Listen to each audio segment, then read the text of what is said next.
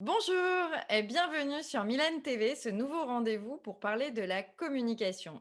Ensemble, nous allons explorer et voir comment maîtriser la communication avec des interviews inspirantes, mais aussi avec des partages d'outils pour réussir à communiquer dans sa vie et dans son business. Aujourd'hui, j'ai la joie d'accueillir, et je suis très heureuse de recevoir Julie Cordier, qui est avec nous et elle est consultante en stratégie et en marketing éco-responsable.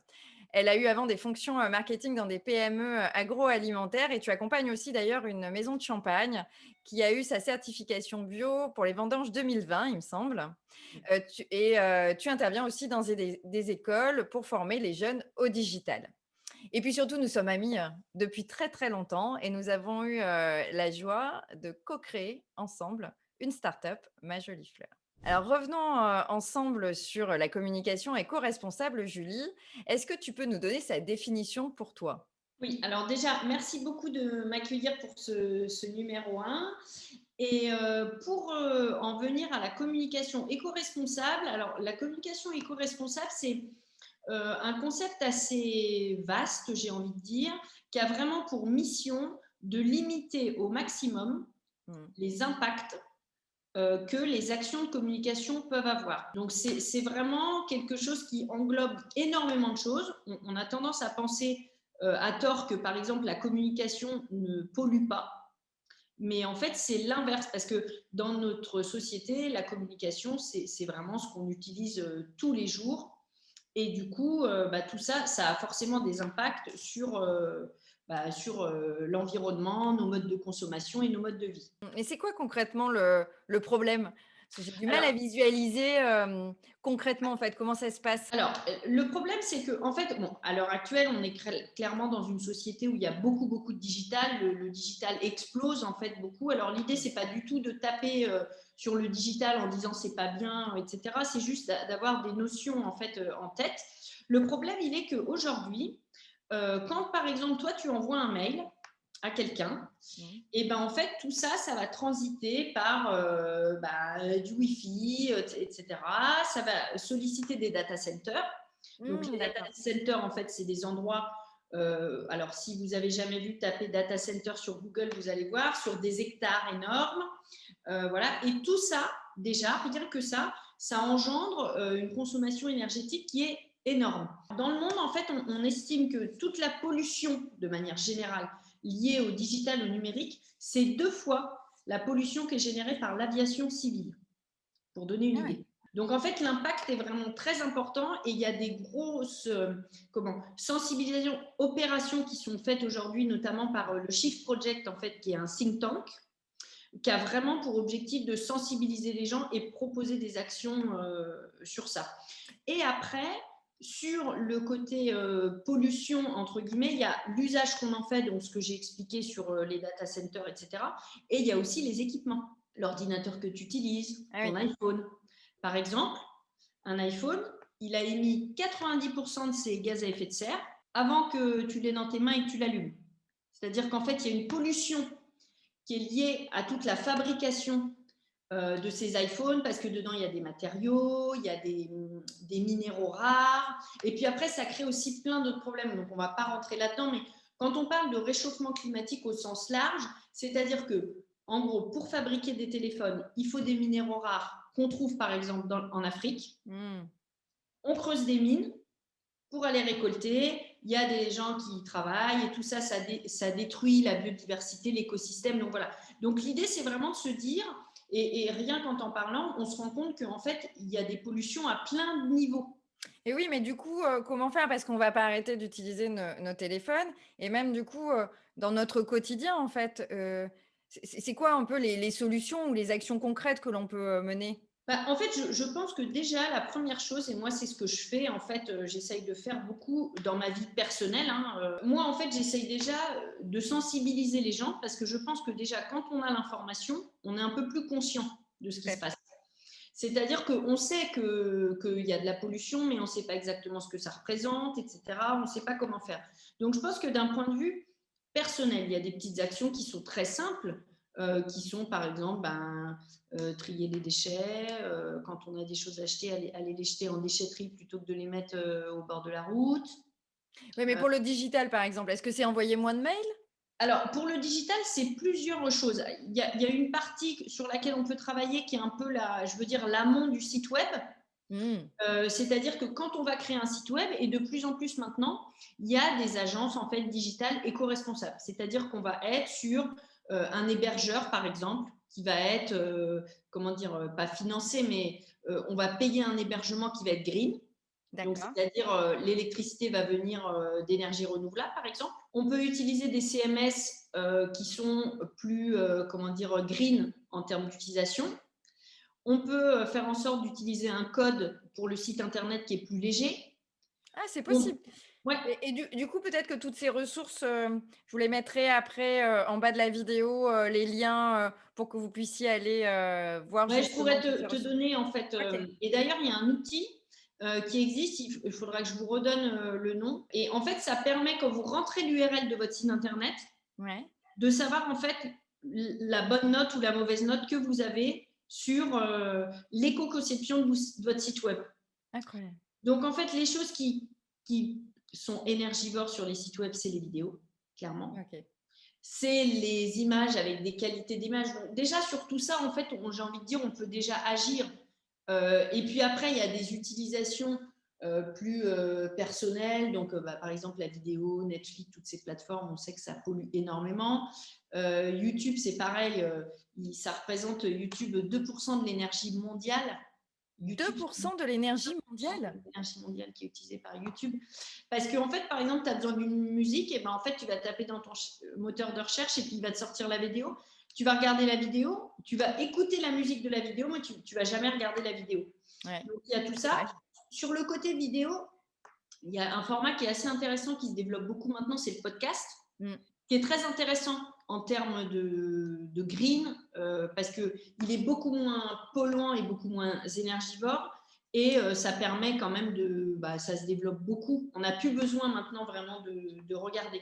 Donc, en fait, ça peut être ça. Après, pour les entreprises, pas forcément web, qui travaillent, par exemple, qui ont besoin d'imprimer des supports, c'est passé par des imprimeurs qui sont certifiés, imprime ouvert, travailler sur des encres, sans solvant, etc. Parce que, pour vous donner une idée, les cartouches d'encre, pour une cartouche d'encre produite, c'est 3,5 litres de pétrole utilisé.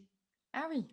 Donc, en fait, tout ça, il y a tout un travail, mais moi, je pense vraiment que la première action, c'est la sensibilisation. Et oui, c'est ce que j'allais dire parce que finalement, pour ce numéro 1, l'idée, c'est pas non plus de culpabiliser ou d'aller vers, des injonctions, qui pourraient être, pas confortables.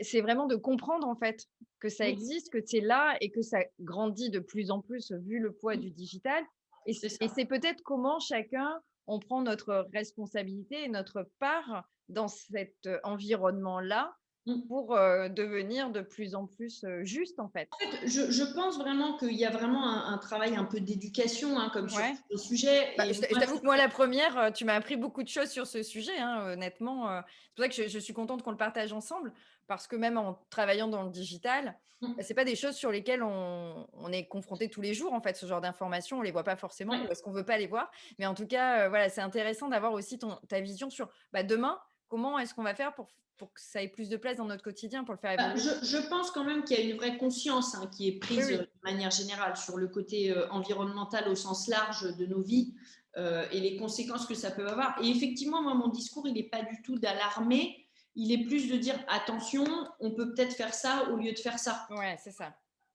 C'est ça l'idée. Donc, moi, je fais partie d'un collectif à Lyon en fait qui s'appelle Bi Amazonial, donc qui a vraiment envie d'agir en fait pour un numérique plus responsable sur cette partie-là environnementale.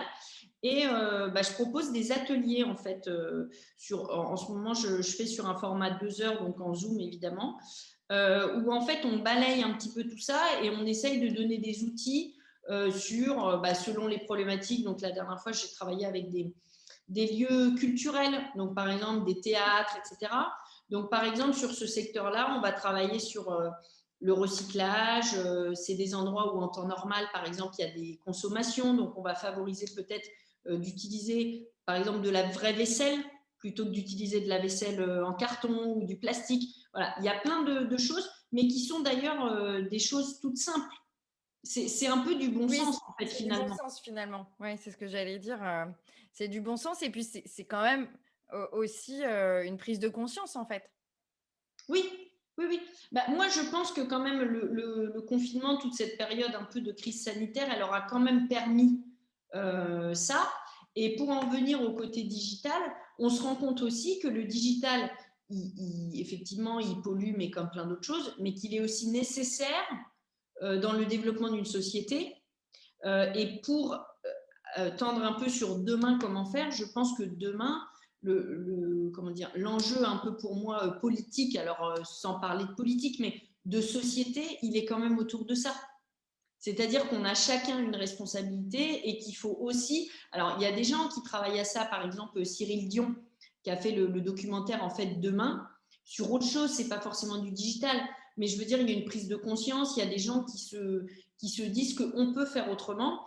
Et vous, par exemple, à votre petite échelle, nous avec Biamazonial, on a fait une opération qui s'appelle, je pourrais te donner le lien, c'est le World Cleanup Day, c'est-à-dire en fait on décide de faire le ménage de printemps dans sa boîte mail.